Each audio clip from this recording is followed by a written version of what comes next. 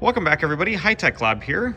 I don't know if you guys know, but I love music. So on my desk, I have some nice studio monitors. These aren't them.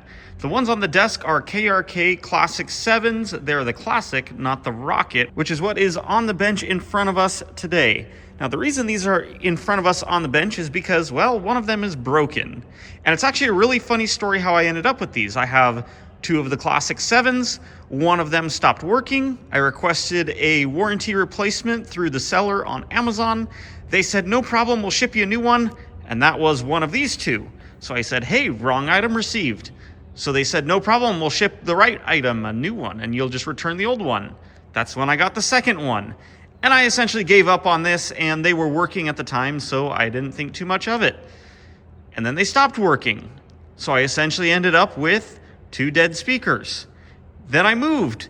Then the subwoofer started failing and wasn't essentially powering on. So I've got some good experience fixing these speakers now because I fixed the Classic 7 and the subwoofer. And now let's go and show you what's going on with these ones.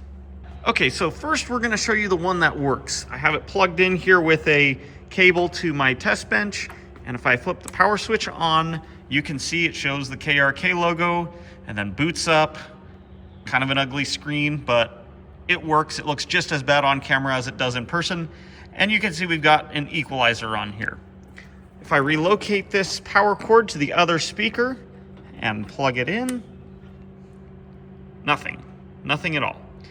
And this isn't like I screwed up or fuse blew or something like that. I have checked this fuse in here and it is perfectly fine. The fuse in there is not blown. So we've got a deeper issue here. Time to take it apart. So there are 8 screws on the back, actually 10 screws on the back, and this whole amplifier board comes out. So let's go ahead and get those pulled out.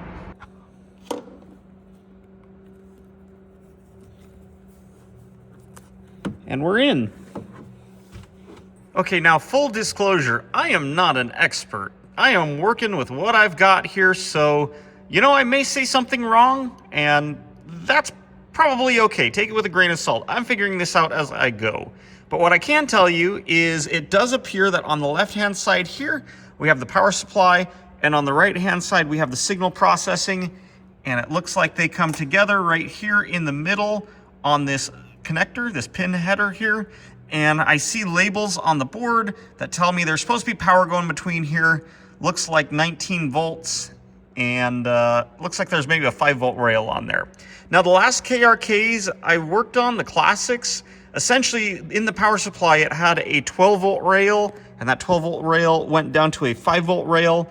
This power supply looks way more simplified. So, I think some of that is kind of irrelevant experience at this point. We're going to be figuring this out one by one. And oh, look at that already. I can see a bulging capacitor. Look at that. Let's see if we can get a close-up on the spec there. Hey, 10 volt, 1000 microfarad it looks like. I don't know. I'm kind of trying to see here with the camera. Yeah, it looks like 1000 microfarad. That might be as easy as this is. So here's what I've got. In my drawer, I have an assortment of parts because I fixed a handful of things. And conveniently, let's see, do we? This is off Amazon. I mean, everybody's got to have one of these, right?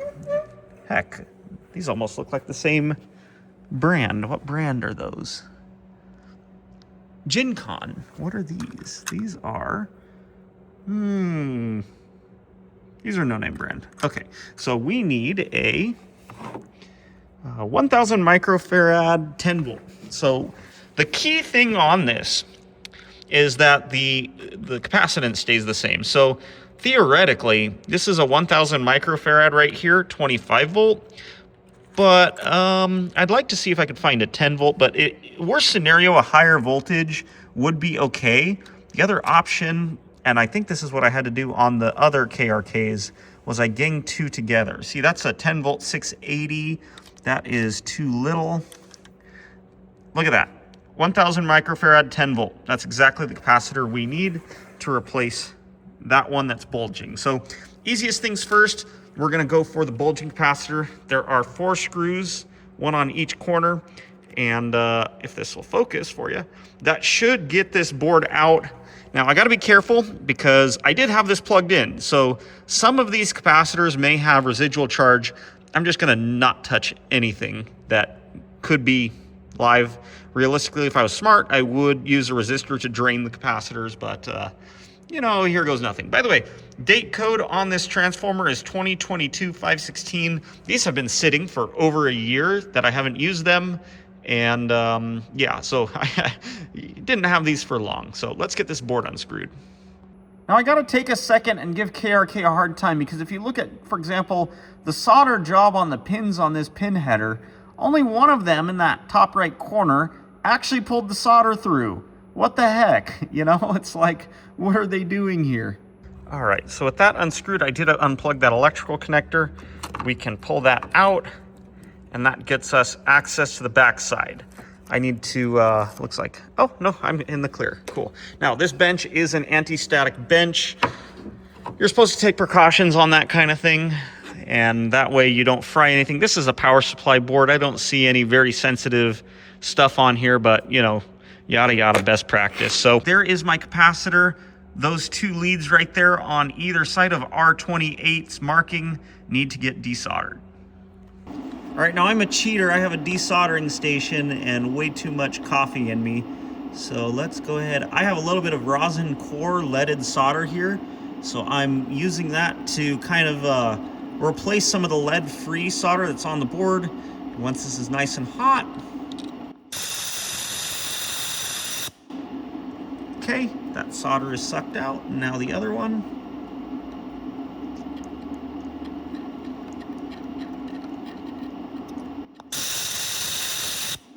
Okay, those are clear. So now I can remove that capacitor from the other side pretty easily. Well, that went flying to the 9th dimension, but that's okay.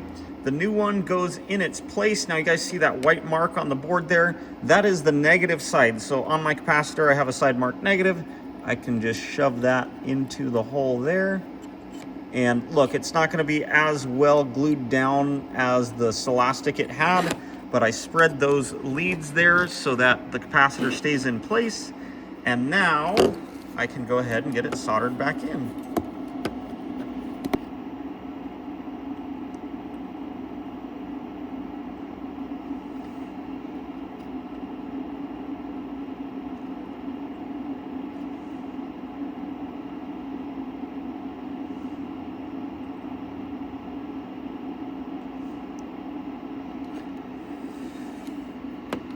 And now I can use my flush cutters to cut off the extra leads. And there we go. I just need to clean up a little bit of that flux that came from that solder. But let's get this back in place and see if that powers up now. All right, so let's plug that back in and plug the power line back in up here like that.